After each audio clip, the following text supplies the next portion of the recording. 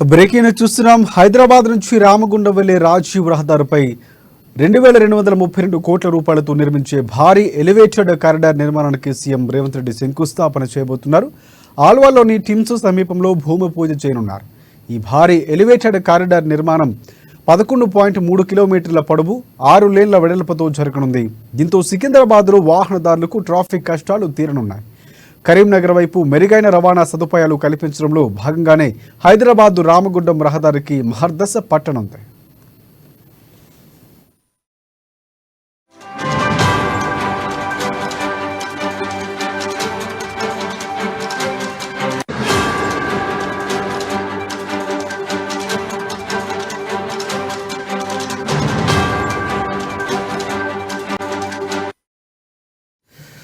Breaking చూస్తున్నాం. హైదరాబాద్ నుంచి రామగుండం వెళ్లే రాజీవ్ రహదారిపై 2232 కోట్ల రూపాయలతో నిర్మించే భారీ ఎలివేటెడ్ కారిడార్ నిర్మాణానికి సీఎం రేవంత్ రెడ్డి శంకుస్థాపన చేయనున్నారు.